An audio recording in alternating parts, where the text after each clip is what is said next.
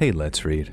I've been a fan for a long time. You're my favorite go-to sleep aid and my favorite listening while exercise guy. Two sides of an interesting coin. My husband listens sometimes too, and I recently was lamenting to him that I didn't have a scary story to send in to you, because I'd kind of love to hear you narrate something I wrote. And then my husband said, "Babe, what about the time we almost got murdered by that crazy guy when we were going to Barbara's wedding?" Now I'm thinking, oh yeah, we did almost get murdered by some crazy guy, didn't we? So it turns out that I do have a story to send to you after all. And it's about the time I almost got murdered by a crazy guy. Now spoiler, he didn't succeed in the murdering. But for some context, I'm a woman and I was in my 20s when this happened. We were driving across the country to attend my sister Barbara's wedding. And I'll be honest, I can't stand her husband-to-be, Brandon, and I was a bit grumpy about having to make a 3-day journey to the East Coast in the first place. I feel like it's okay to insult Brandon since he later cheated on Barbara and divorced her, so screw you if you're listening, Brandon. Now, we were in our 20s, so this must have been maybe 1997, I think. Back before we had smartphones and GPS in every car, on every phone, and we had to rely on those horrible, huge paper maps that always tore when you were trying to unfold them. And I'm so glad that those things aren't necessary anymore. We were driving down a pretty straight, long highway, but for some reason, hubby had decided to unfurl the map to see what was coming up, I guess.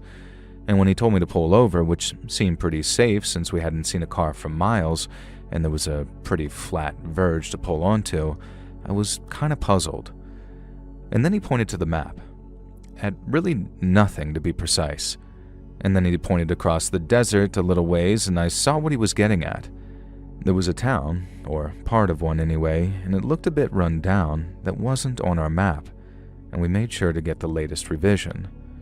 Now, this would happen sometimes with certain landmarks or areas. If they were demolished or no longer relevant, then they'd just simply be taken off the map. And so the town, which was clearly some sort of ghost town, wasn't marked down on the map because presumably nobody would have any reason to go there, and so there was no point wasting the ink to print an indicator that the town used to be there, I guess. Now, naturally, this meant that hubby and I both wanted to check out this town that wasn't worth including on the map. Now, our 4x4 was pretty robust, and we were on a fairly smooth area of the desert, so we felt comfortable driving off-road a ways until we were closer to said town.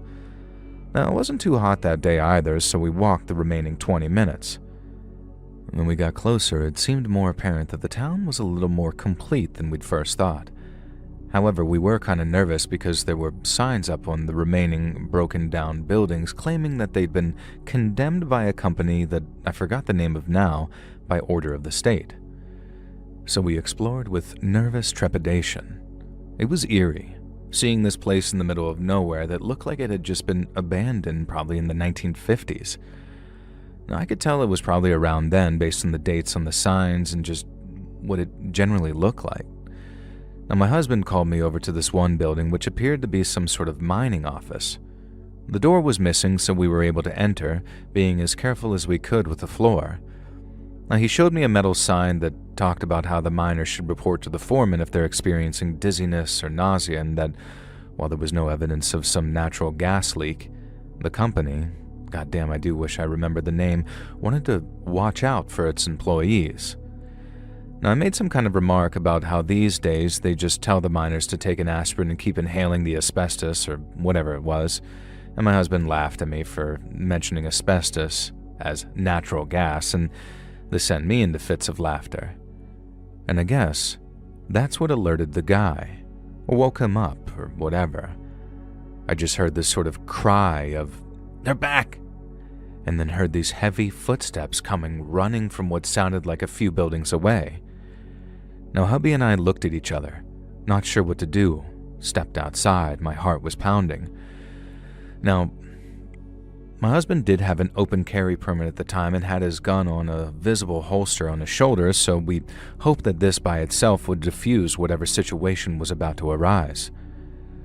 Now, coming up Main Street of this ghost town was this tall, wiry man with a big, bushy beard. Now, he was very chunky for someone who looked like he'd been living off the land for years, and wore this biker's jacket that had probably been black once but was caked brown with so much dust you couldn't tell. He also wore torn jeans that weren't much cleaner, and weirdly though, I noticed that his boots were absolutely spotless, like he polished them every day. And it made me think that he was some sort of ex-military guy, and shining his boots was the one thing that had stuck in his mind. Now, the guy started yelling at us about how he knew that we were company men. Yes, men, even though, I'm a woman, and we'd finally come to try and force him out. Now, we insisted that we had no idea what he was talking about, then we weren't with the company, and we just stumbled upon the town and decided to take a quick peek at what was going on with these ruins. Now, this man comes forward, and my husband reached for his gun. Now, the guy barely even seemed to register it or care as my hubby unholstered it, although he did stop a few feet away from us, so maybe that was for protection. Who knows? Now, it was hard to tell, given the insane rant that he went on next. He started yelling about how the town had been evacuated in the 50s when he was a boy of 18 who just started working in the mines like he dreamed of all of his life. No way was he giving that up, and he refused to leave. And he found a way to get down into those mines and proudly announced that he'd continue to work down there until there was no more coal veins to tap. Now, he said that over time they evacuated the townsfolk in big trucks, and he knew that they took them into the tunnels under the town. He said that the claims of some gas leak was a total lie, and there was definitely no carbon monoxide in the air because look at him, he's fine. And somehow I didn't see this guy as the poster child for someone who doesn't have mild carbon monoxide poisoning. And then he offered to take us down into those tunnels, where he could show us the remains of the experiments that they'd done down there. He begins to rant about how they tried to fuse people with the rocks and create soldiers out of the rocks and all sorts of other insane crap involving experimenting on people with the rocks. We politely declined his offer to accompany him down into those tunnels, figuring that the only rock that we'd be encountering is the one that he'd used to bash our heads in. Now, this enraged him so instantly and suddenly that my husband didn't even have time to flick the safety off. This hobo charged him and sent the gun flying out of his hand, and then he pushed him to the ground and started choking him out. Now, my husband was a newly minted cop, and he was a bit of a gym bro, so he wasn't exactly some pushover, but this large old hobo drifter had him pinned and was choking him so bad that my husband genuinely could not pull the guy's hands from his throat. I had no idea what to do. I didn't know where the gun had been knocked to, and I couldn't just tackle this dude. But then it hit me. There were rocks all over the path, and I grabbed one that looked like just the right size, not to kill him, but to send him falling back, and threw it straight at his head. Now, I expected it to hit him in the temple and knock him sideways maybe, or disorient him, but my aim was slightly off, and I winced as the rock connected with the man's jaw, causing a very loud crack and his bottom jaw to just kind of go limp. Now, I took this change to now barrel into him like some football player or something and knock him off of my husband, who had already started to loosen the guy's grip on his throat. Now, we turned around and ran for it.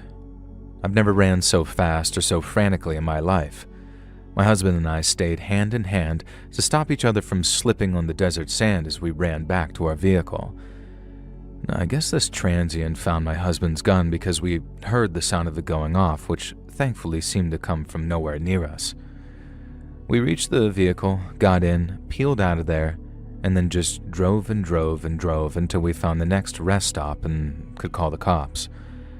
Now, my husband, being a police officer himself, explained that he was now off duty, obviously, and his personal weapon had been acquired by our assailant, so if they were going to go to that ghost town, they might want to consider the suspect an armed and dangerous one. Now, we waited at the rest stop for 8 hours until an officer arrived. The nearest town was some ways away, and it had taken them a long old while to reach the abandoned town.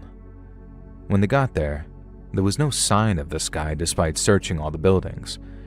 They did manage to retrieve my husband's firearm, which they did have to take in for evidence and examine, and they also said that there was no evidence of any entrance into any of the tunnels, and explained that the town had been evacuated back in the 1950s, like the man had claimed, due to a genuine gas leak in those mines.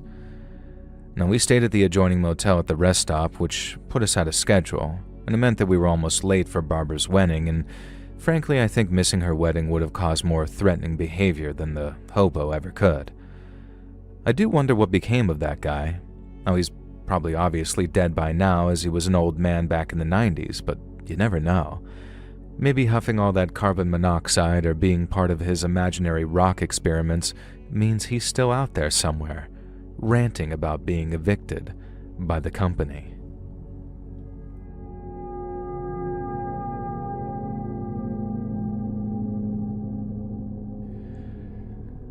Good evening, let's read. Well, probably afternoon for you, if it's evening for me.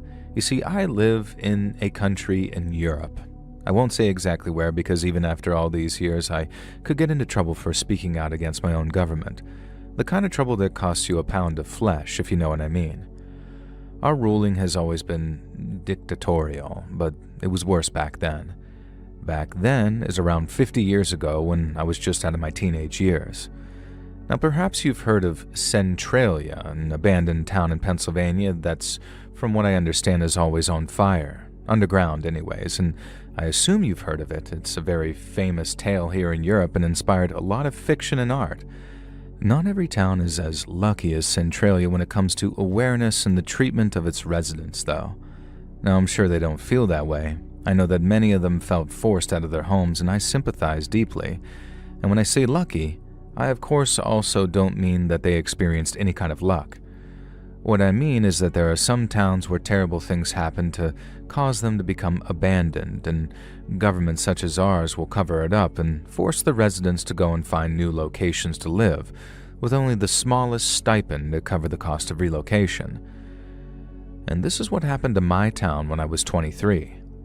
Now, obviously, I cannot name the town because I cannot name the country, but you'd have to dig pretty deeply to find any meaningful records or evidence of what went on anyway.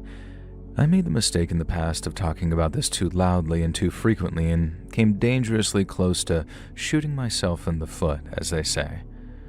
And so, for a bit of background about our town, it wasn't even a town really, it was sort of a tiny village tucked into the mountains. Now, we knew that the other side of the mountain range was riddled with mines and various mineral mining operations, but as far as we were aware, the land beneath our village was solid, and no mining operations were conducted anywhere near our place of living. Now, this seemed to be true. We never saw construction vehicles or knew of any mines nearby. And then one day, a supposed construction company moved into the village to build what they called a refuge into the mountainside.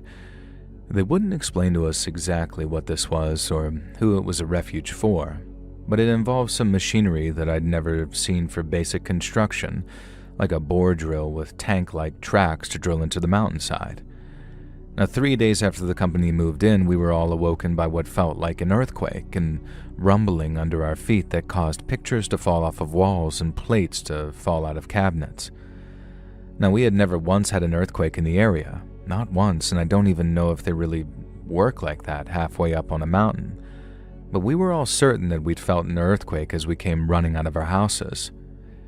At this time, it was just past 5 a.m. The sun was starting to rise, and some of us were still in our night clothes, and I remember one of my neighbors sobbing and screaming that the rapture was coming. It was honestly insanity. We began to gather in the street when suddenly we had to clear out of the way. A bunch of the construction company's vehicles were speeding through the village and down the road. Now, I couldn't help but notice that the drill wasn't there, although even if it was, it would have moved at a much slower pace. Now, we didn't receive answers for 2 days. The earthquake had broken our ill-maintained telephone poles, and we were essentially stranded, left to pick up the pieces and clean up our houses after the quake. Now, eventually, the technicians came in to fix the telephone poles, including a much-needed upgrade, and with them came a representative from that construction company. There had been an explosion in the mines, he said, and when we questioned him on what he meant by mines, he quickly changed his story. The explosion had been in the refuge that they were constructing, and he was just used to talking about mines, so he'd made a slip of the tongue. And of course, this is when I first got suspicious. Now, this man explained that the mountainside had become unstable and our little town was in danger of possibly a landslide. He said that the government had agreed to offer us all a small stipend to relocate and that the new housing site around the base of the mountain had enough unsold properties for all of us to move in for cheap. Now, of course, we later discovered that the materials used to build the new housing development was extremely subpar, and surprise, surprise, the housing development had been built by the same construction company who were building the refuge. Now, a few days after the construction company representative had left, promising that we'd all receive relocation packets in the mail, I decided to sneak to the construction site. Now imagine my surprise. Instead of an abandoned site and signs of some explosion, there were 2 armed guards and clear evidence that the construction work was still underway. There was no way that I was risking getting shot to death. Curiosity killed the cat, I like to say, so it was a case of having to relocate with my parents and the rest of the town. For something that wasn't our fault, and it sure ended up costing us more than the government offered. But like I said, our government isn't the one that allows you to just complain. Life went on, but I could never get our old town out of my head. I developed this theory, though, that there was no accidental explosion. It was a rigged explosion designed to cause us to leave, and that there was no refuge, whatever that meant, but they discovered veins of some kind of ore in the tunnels in our part of the mountain. But mining there would have been dangerous with a populated village, even if it had only about 50 or so people. Much easier to fake a disaster and force us to relocate. Now, I moved on and moved to a different part of the country. My parents had passed on not long after we relocated and caught in some fatal car accident caused by a drunk driver at the wheel, who, of course, had the pleasure of surviving. I had nothing keeping me in this new housing estate. No memories, no connections, and always been a loner, always kept to myself, and I'd been homeschooled and had never bothered to make friends my age. So I traveled the country for a while and then settled down far from where I grew up. But still, the old town was on my mind, and so one day I decided to track down some of the families that I'd grown up with just to check in, except I couldn't. For most of them, it was like they'd simply disappeared. I found a handful of obituaries, names that I recognized, and in one case an entire family of 4 who'd passed within a period of 2 years. I managed to get a hold of a few families, and not one of them wanted to hear from me. They didn't say so, of course. They were all far too polite for that, but you could tell that they wanted to get me off the phone as soon as possible. One person even got pretty angry at the fact that I'd managed to track them down, until I explained that they were in the phone book, and their answer is that I'll have to rectify that. Other than all feeling very hostile, the few villagers that I spoke to all had one other thing in common. They all sounded kind of sick. They all had coughs, every one of them, and they all had the same raspy quality to their voices. Now, I can't entirely explain this, but the most logical explanation to me is that whatever that fault line they opened when they created the explosion to access the mine, it unleashed some type of fumes or burned some type of material that affected almost all of the population. I made my final call in 1992, and the next day I received a knock at the door. Now I answered, to be greeted by 2 government officials who flashed some official badges at me. They wore these black suits, sunglasses, and to me were genuinely men in black. Only they weren't here to silence me about anything fun like aliens. Instead, I was warned to stop harassing the families that I'd lived alongside in the housing estate. And finally, they warned that if I knew what was good for me, I would forget that I ever grew up in a mountain town and that I'd certainly never been in proximity to some explosion of any sort. And then one of the agents brushed his jacket aside, revealing a firearm, and I was suitably silenced at that point. Whatever happened in my town will forever remain a mystery. While there are mysteries surrounding Centralia, my tale proves that it could be a lot worse. Not that it's some competition, but to me, both truly were tragedies.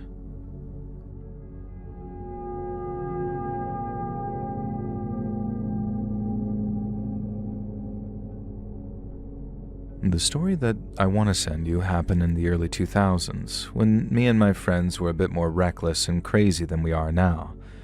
These days we prefer a quiet beer on the lawn while the kids play in the pool. Our days of exploring random abandoned towns and desert death traps are over. It's like they say, Getting old sucks, but everyone's doing it. Now, I can't remember which one of us had the bright idea. There was me, my name's Carl, my friend Richie, Sam, and Carson. It was probably Sam. He was always the one with crazy ideas about outdoor adventures. And I just don't want to 100% put the blame at his feet, just in case. You know, all I know is that it wasn't me who suggested that we become wilderness explorers with absolutely no experience or knowledge. Now, I was all okay, so we just gonna do a bunch of reading and buy all this equipment on some meager budget and stuff, and whoever's idea it was turned to me and said, "No, we're just gonna do it." Okay, I know it wasn't Carson who suggested it actually, and you'll see why later. Now, Carson's the hero of this story, and you should know that straight up. I don't think he's paid for a single beer when he's been with us for the last 23 years. He's a legend of a man and also a very quiet fella. Now anyway, the culprit, who I'm getting increasingly certain was Sam, explained that there was a ghost town in the desert, just 50 miles from the Arizona town that we all lived in. Now I said, "You mean a haunted town?" And I was only half joking because I didn't really know what a ghost town really was. Now Sam, "Oh yeah, sorry Sam, you're getting the blame and I remembered it was you." He responds, "No, you dingus. A ghost town is one of those old towns, usually from maybe the Wild West, abandoned when they realized that there was no gold in them thar hills, or, you know, pillaged by bandits or other folks." Now, I'm not sure he said exactly that, then there was probably a lot more slurs and cursing since it was Sam, but that was the gist of it. And so we set off, the four of us completely unprepared to explore a desert town 50 miles from home. At least we brought plenty of water and had the foresight to pack warm clothes for those chilly desert nights. Our plan was to reach the ghost town by nightfall, sleep in the car, and then explore by day. Now, we'd been driving for around 40 miles when we saw a group of guys with trucks who'd pitched some tents around. From the looks of things, they'd been living in the desert for a bit, and they'd set up a little bit of a commune or something. They looked like good-time lads, you know? Kind of like us, really. Our age, quietly laughing and just drinking beers around a campfire. Now, they must have noticed that we'd slowed as we passed them, and one of them waved for us to stop. Now, I was the driver, so I did and wound down the window. The guy invited us to chill with them because they hardly ever saw anyone come out this way, and certainly not fellas their age. They looked a bit hillbilly, but I mean, really, we were from southern Arizona, so were we.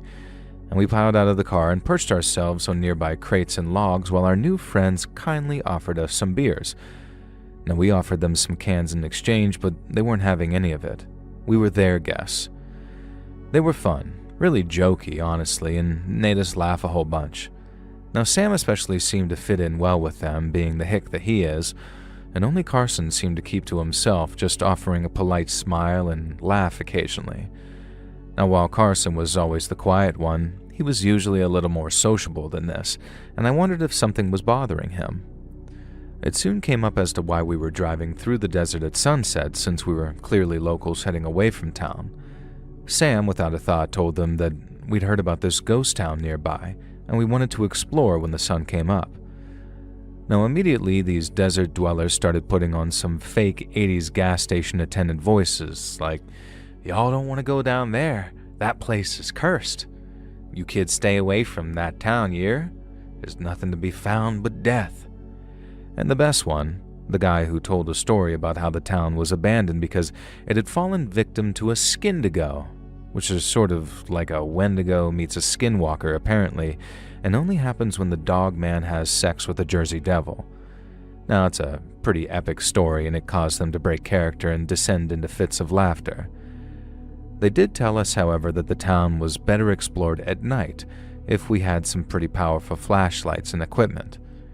In the daytime, all we'd see is rotting bits of wood and remnants of a long-abandoned town, but if you go there at night, you'll see fireflies and feel this whole atmosphere that gives the place a completely different angle. And now that I think about it, they were really insistent that we explore at night, and maybe that should have been a red flag. The group suddenly announced that since the sun had set and it was starting to get cold, they'd be going to their tents, so they wished us luck in our explorations. They said to say hello if we ever came out this way again and encountered them. And so we got back in my vehicle, this fairly new SUV that I was very proud of at the time, and headed the final 10 miles in to the ghost town. Sam was riding shotgun, which meant that I didn't get a chance to talk to Carson, who'd been up front with me for most of the ride. Sam insisted on blasting 80s rock through my stereo system, so no conversation of any kind was really possible. Finally, we could see the rotting logs that made up the remains of the entrance to the ghost town. We stopped the vehicle about 20 feet away and just straight up began walking towards the town. Carson stopped us. He told us that he actually had a bit of experience with wilderness survival, and having been quite a big player in the Scouts in his youth, he didn't make it sound that gay, he asked us if we'd let him go first. Now, I took the opportunity to ask what was wrong, and he said that he'd been getting odd vibes from those guys back at that tent.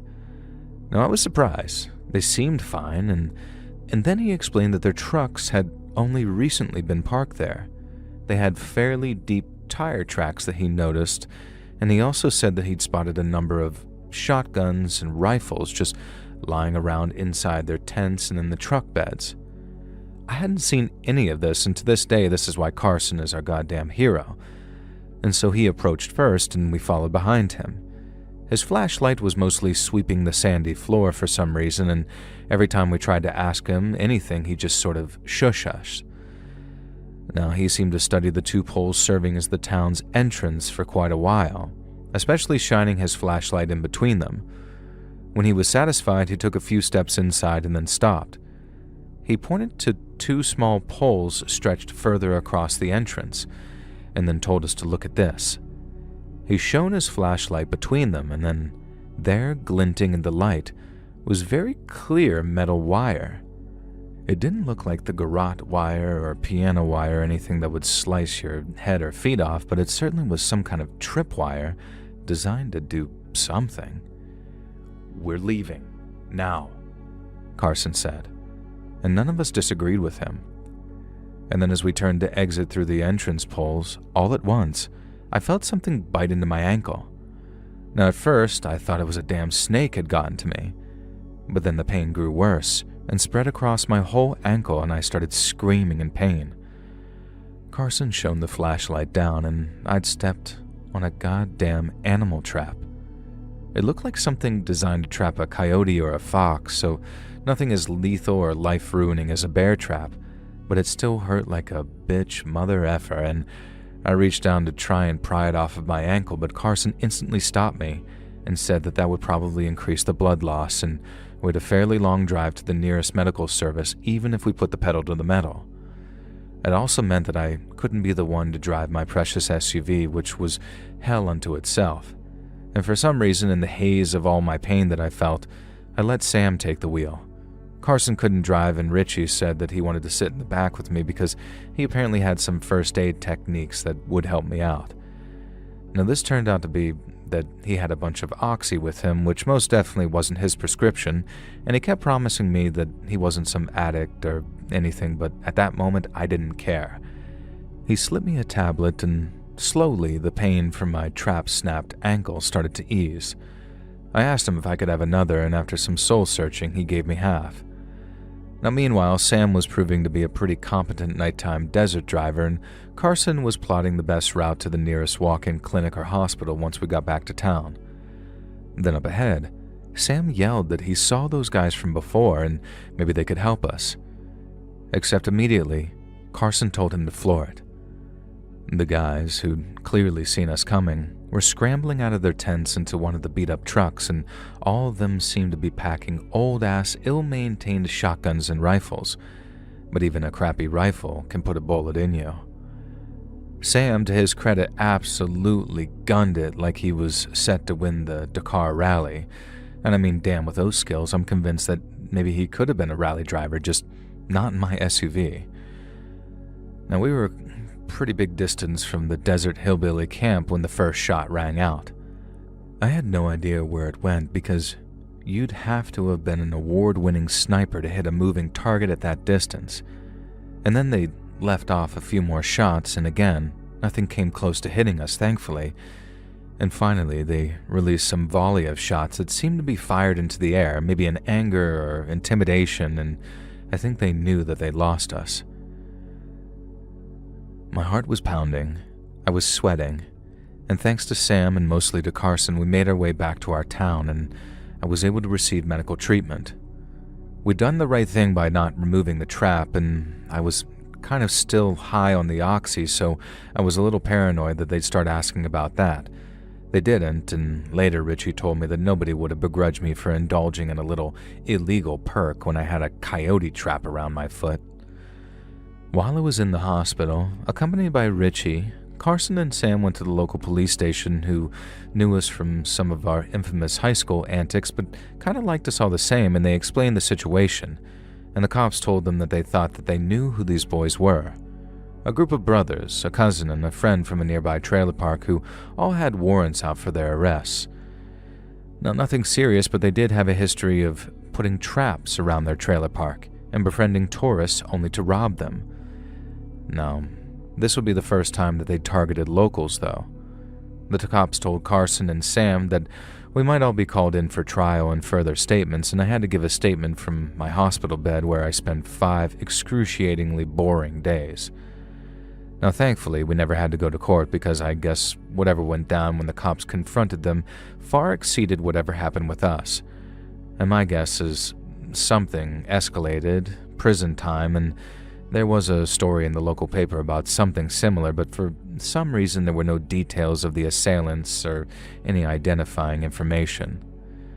Now, we all still live in that Arizona town. We've all made our lives and careers here, and anyone who says that you can't make it if you stay in your hometown is lying. We all do well for ourselves, and we're all still friends to this day. Like I said, Carson's never had to pay for another drink with us again, and Sam gets a few freebies too, because there's always that nagging feeling that maybe he was the one who suggested it in the first place, so he doesn't push back when it's his round. Either way, that was our one and only attempt at dipping our toes into what you might call Urbex. Well, Desert X, I guess. Gaming arcades, bowling, and snowboarding for us going forward, and I wouldn't have it any other way.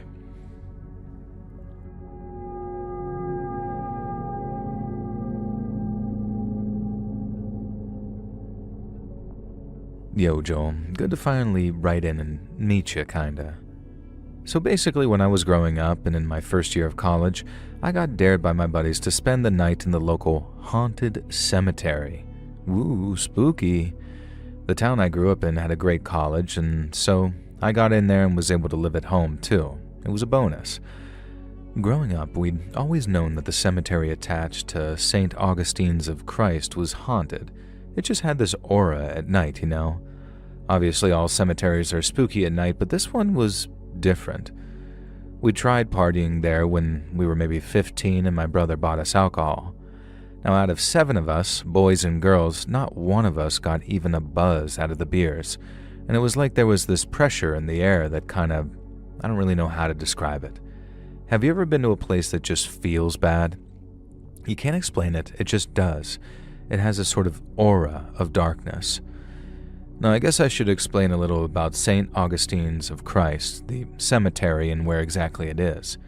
It wasn't in our town. It was in a nearby ghost town that had been abandoned in the mid-1800s when the population grew so small thanks to a contaminated well that the remaining townsfolk moved to a bigger town with better job prospects, better community, and obviously better water. And I think after the sickness died off, there were around 5 families left in the town and 2 young widows. You can't blame them for not staying. And now one of the widows worked in the government in some kind of high-up position, and through whatever chicanery, apparently involving the Pinkertons, she managed to set up a deal via her government contacts where the land was sold to a company who were now planning to develop on it. Now, we never did find out what they were planning to develop because the owner disappeared shortly after with the contents of the entire bank account of said institution and probably spent like the last years living it up on a beach somewhere. And so that business folded, but technically they weren't bankrupt or liquidated. I don't know, I'm not some business major, I don't understand all that shiz, but the point is, this town ended up being owned by essentially nobody. Nobody could move in, nobody could develop there, and nobody could do anything except allow it to just fall into ruin. It was maybe a 90-minute drive from our town, but there was really no reason to visit. It was just a bunch of sad, boarded-up houses that reminded us of everything we lost in the early years of medicinal treatment and how everything dies eventually. It's a nice feeling. Now, of course, it would have been a fantastic place for the local kids to go out and party, but none of us want to. And this went back generations, and is still the case to this day as far as I know. The town itself was a little unsafe because there were potential predators in the area, the animal kind, I guess maybe the human kind too. And the cemetery was safer because you could lock up the gates still and have yourself a kegger, but as I said, the one time we tried, it never felt right. The cemetery was kind of on a small hill with the abandoned church at the peak, and none of us even entertained the idea of breaking in or vandalizing the cemetery or the town. It was like, F it. I sound like a moron for saying this, but it was like it was under some kind of protection, and I do not mean from God. It felt cursed. So obviously, when I was new to college and the girl I had a major crush on dared me to spend the night in St. Augustine of Christ Cemetery, I agreed. And she also hinted that she'd be very impressed with me if I did it like I was some kind of hero or something, and that was really enough for me. I mean, it had been 3 years since the ill-fated kegger among the tombstones. I'm sure I'd hyped it up in my mind so it felt worse than it was. I could do this. I could drive there, camp there overnight, maybe grab a couple of sleeping pills from my dealers so I didn't even have to worry about staying up, and then I'd use this disposable camera that I brought to prove that I'd stayed there by taking photos of my watch, the sunset, the nighttime, and various bits of proof. I did suggest that someone accompany me, ideally the girl who dared me, to prove that I was on the level, but nobody wanted to do it. And so I sucked it up, and during my little spring break, I drove to the ghost town. I tried not to look at the houses slowly rotting away as I walked to the gates of the cemetery. Now thankfully they were still able to be opened and able to be sealed shut by a metal sliding lock, so no predators would be getting in. Apparently there had been mountain lion sightings about 100 miles away or so, and while that sounded like nothing, I didn't want to risk anything. Plus coyotes have been seen in the area, and okay, I didn't want anyone coming into the cemetery without me being alerted. And that's when I realized the problem with the sleeping pill idea. I brought a couple of super-strength Ambien from my dealer, and as someone who'd never taken Ambien before, I was pretty sure that was just one that would knock me out for the whole night, even if a serial killer broke in and ripped me to shreds. So I left them at home, hidden in the secret compartment of my drawer that I found out years later Mom had always known about. And so I had around 14 hours to kill. The sun hadn't even set yet, and I was getting bored. And I tried to do some reading for school, and that got boring. And then I tried to read a few comics, and even they couldn't keep my attention. I just had this creeping dread around my heart all the time.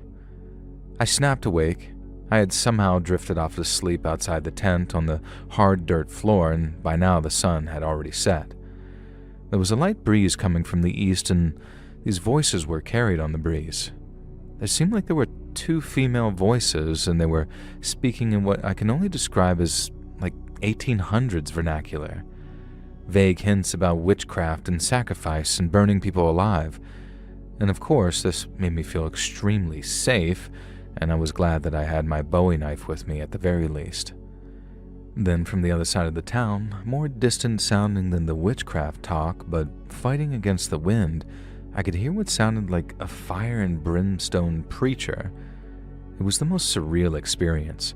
A preacher with a deep, booming voice quoting Bible passages in the far distance on one side of me, and then 2 admittedly seductive-sounding women talking like witches on the other. I decided that since I was in some churchyard, the preacher would already be here if this was his stomping grounds, and the witches wouldn't come close. Or it was my friends just trying to freak me out. Now that was the most obvious, most likely, and almost certainly the true answer. I tucked into my tent and hid. Nothing happened for about an hour or so, and then I heard the rusty creaking of the cemetery gate being opened. I didn't think. I literally just noped out of the tent, swinging my knife around, hoping that I could out-crazy whoever was out there. Now I was met by two girls wearing goth makeup around my age who screamed the place down when they saw me. They turned to run when I desperately began calling out that I thought that they were witches and that I dared to spend the night there, etc., etc. Now one of them turned around and asked if my name was X. Now I'm not going to dox myself here, I'm just using that as a placeholder, and I said that yeah, it was, and that's when I recognized the girls. They actually went to my college, they were freshmen too, and they just didn't normally dress like that. They were kind of normal-looking art students, so I hadn't recognized them in the moment. No, I won't bore you with a lengthy explanation on how we smoothed everything out, but it turns out that they'd come to this ghost town to do a photo shoot for their final project, which was, quote, shameful history, and they told me that the story about the town wasn't quite what we'd heard. In the initial days of the well turning bad, 2 women had been punished for witchcraft by throwing them down the already deceased well, with claims that they'd cursed the town with some sickness. I'm sure that the 2 corpses down there really helped, right? Now, this is what they were photographing, posing as the 2 women and creating some superimposed imagery showing them looking up from the well, trapped down there. And it all sounded really cool and really interesting and thankfully not cursed. Now, I jokingly asked if they wanted to camp with me to help me win the bet, and I genuinely think that they might have said yes if it wasn't for the bad vibes in the place. Now, there was a moment when they hesitated and I thought that I'd hit a home run, but then they said they had to get back and invited me to at least walk them to their car, which was parked around the side of the town. I began to accompany them when we heard the booming footsteps, and then that booming voice rang out and he sounded very close, like he was just around the corner behind us. Now, I can't 100% remember exactly which Bible passages he was quoting, but I'd included a few that I'm certain I heard him growl after us. "A man or a woman who is a medium or spiritist among you must be put to death. You are to stone them. Their blood will be on their own heads." And then a pause as we started to walk quicker, not wanting to run in case it caused the man, who so far was just stomping along, to speed up. Next he said, "Do not turn to mediums or seek out spiritists, for you will be defiled by them. I am the Lord your God." Now we started to jog now, and I glanced backwards. This huge man in a long, dusty leather coat was slowly striding towards us.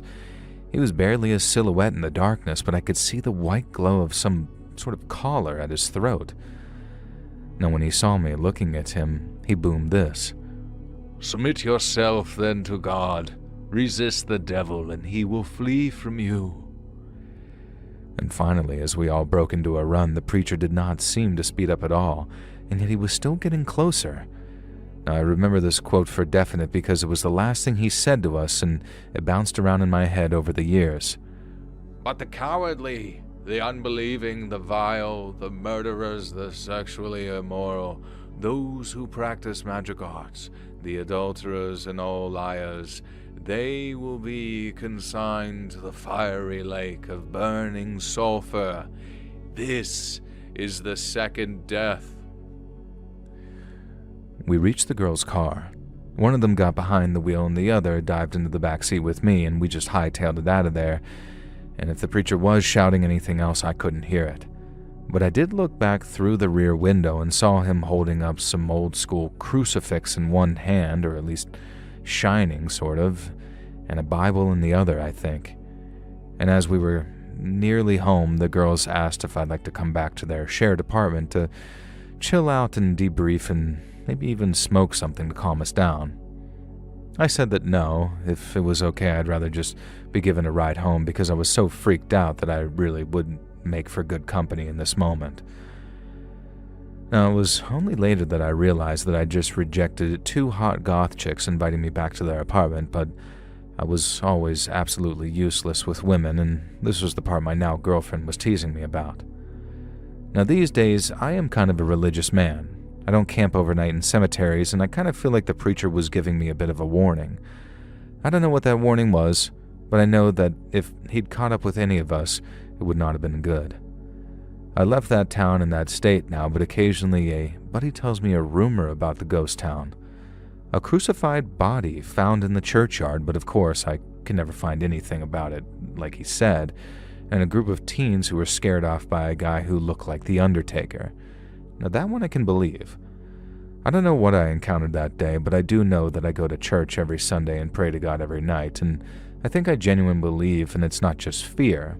So whatever that preacher did, or might have done, I think he set my life on the track that I'm happy with, so you might have been out to kill me, but you didn't, and for that, all is forgiven.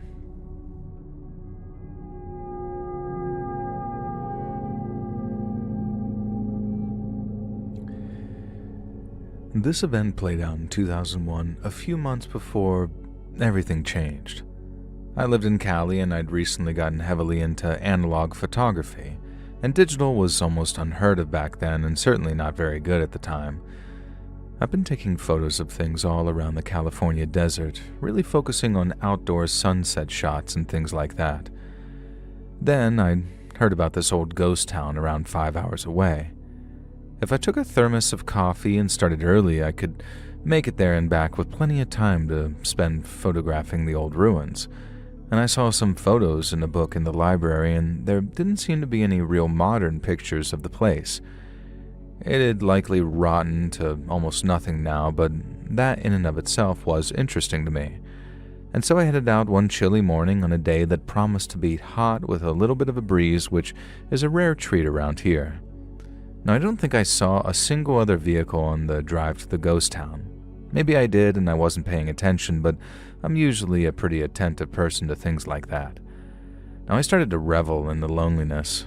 Maybe it was silly for me at a then 23-year-old woman to enjoy isolation and being in the middle of nowhere, but hey, my survival instincts had never been very good. Now, eventually, I see a pole or two in the distance that signaled the ghost town. I drove off-road and across the sand for as far as I was comfortable with in my old car and then trekked the rest of the way. And the moment I reached the town, I could tell that something just felt wrong. It wasn't just the feeling of wrongness, although that was certainly there, an unpleasant vibe that made me want to just turn tail and run before I'd even begun. But it was what lay around the ruins and foundations of this town that really unsettled me. I'd learned that the town had been abandoned after the gold rush, when there were no more work to be had and the nearby areas had been tapped, so they just sort of upped and let it die. And that sense of death had clearly remained, because scattered around the town were numerous coyote corpses, all in various stages of decay. Now, I could only tell that they were coyotes because the corpse nearest me was, well, fresh. A macabre part of me thought about taking a photograph, but it felt a bit too morbid. I was about to just up and get out of there when something in the center of the main street caught my eye.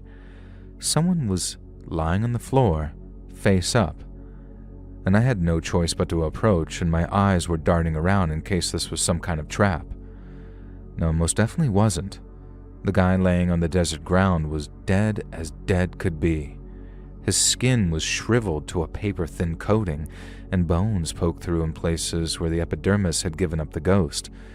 He had no eyeballs, of course, and empty, abyssal sockets just gazed up at me. The weirdest thing was he dressed in the garb of someone from at least 20 years ago, and this didn't look like some homeless person had just dropped dead here yesterday. It looked like this man had been dead for a couple of decades, and yet he lay almost on top of the sand, barely covered, as if he'd been exhumed for some purpose.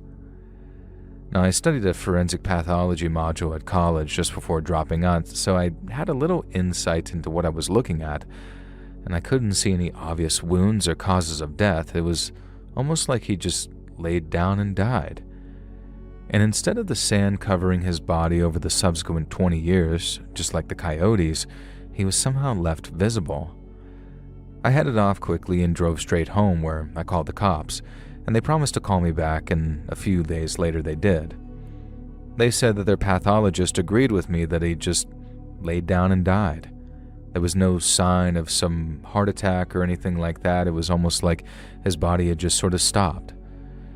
Now, this can happen sometimes when someone gets really old or really sick, and when I asked if this guy had been sick, I was told that the pathologist hadn't been able to comment on that as she hadn't found any evidence of anything directly fatal.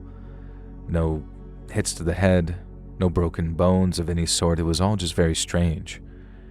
I asked about the coyotes, and they said that this was the jurisdiction of the wildlife department, who hadn't told them anything, so that was just another mystery that I never got solved. I kind of wish that no matter how grim it would have been, I had taken photographs of everything after, but it just felt so disrespectful.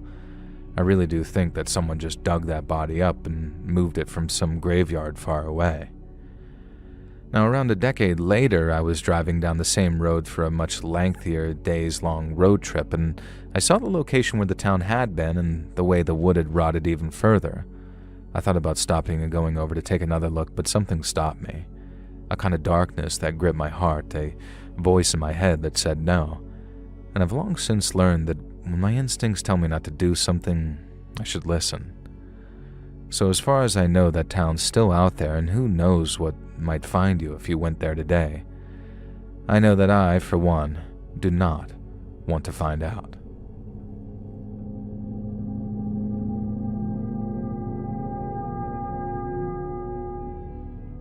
Imagine, if you will, a quiet country town. During its heyday, from the swinging 60s to the synth-laden 80s, the population fluctuated around the 1,000 mark. That was the population of this specific town in 1980, and by 1990, just a decade later, the population had dropped to just 63 souls living in the, some would say, cursed town of Centralia. Centralia is perhaps the most famous ghost town of our time, although strictly speaking, it's not entirely a ghost town yet. As of now, 5 residents still remain in the town that never stops burning. The reason for Centralia, Pennsylvania's abrupt abandoning is the stuff of nightmares, but the timeline of events is what makes it especially scary. Nobody can agree exactly on what caused the underground fire that caused the anthracite coal beneath the town to begin burning. Some say it was the regular burning of the town dump. Others claim the fire had started the day before, caused by the dumping of hot coal or ash. Some people believe that the fire had actually been burning since 1932, slowly reaching the mines under the town in the 1960s. The local residents knew vaguely that there was a small fire problem with the disused mining tunnels beneath the town, but it wasn't until 1979, 17 years later, that the townsfolk started to discover the severity of the issue. Now imagine this. You've been living above a slow-burning, potentially lethal fire for 17 years. Essentially, you've been living above hell. And in 1981, the first near tragedy hit the town. A 12-year-old kid named Todd fell into a sinkhole, a mere 4 feet wide but 150 feet deep. The hole suddenly opened beneath his feet in his grandmother's backyard. Due to the blast of the heat and sudden disappearance of the ground, the boy must have felt like he was about to be dragged down to Hades itself. Thankfully, Todd managed to grab hold of a tree root, and his cousin had the chance to play the hero by dragging him to safety. The steam from the sinkhole was tested and found to contain lethal levels of carbon monoxide. Even after Todd's near tragedy, townsfolk were divided on how serious the issue actually was. Evidence of the fire under the town grew and grew, as did the bitter resentment and arguing between those who wanted to up sticks and leave and those who weren't prepared to give up their home. But the government put $42 million in the relocation efforts, and eventually nearly all the residents decided having a very real representation of hell beneath their feet wasn't worth the nostalgia. And by 1990, just 63 people remained. By 2010, only 5 homes were left in Centralia. Hundreds of buildings had been demolished and eminent domain had been invoked on all property in the borough. Now, the fire also spread to a nearby town, ironically named Burnsville, which as of today had been completely evacuated. That one's a true ghost town, if it can even be considered to exist at all anymore. Centralia is still burning. It'll burn underground for another 250 years. Whether humanity will take it upon themselves to rebuild the town for tourism or nostalgia or just a testament to the human spirit, I guess we'll never know in our lifetimes. But for now, Based on the last census in 2020, 5 people remain in Centralia, and only one of them is under 18. The place is safe to visit. Apparently there's not much to actually see other than the aftermath of a disaster that's persisted for over 60 years. That and the plumes of smoke that billow up around one of the town's cemeteries, and the ash that dances on in the air. Centralia's not quite a ghost town, not yet, but it certainly feels haunted. And I look and beheld a pale horse, and his name who sat upon him was Death, and hell followed with him.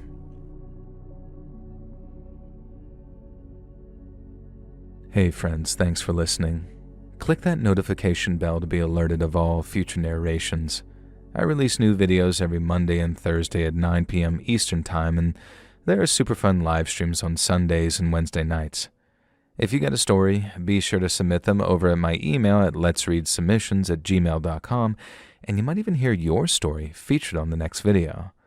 And if you want to support me even more, grab early access to all future narrations and bonus content over on Patreon, or click that big join button to hear about the extra perks for members of the channel.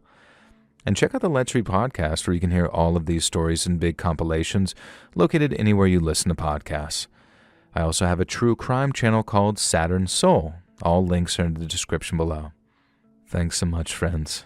And remember, mi bambu.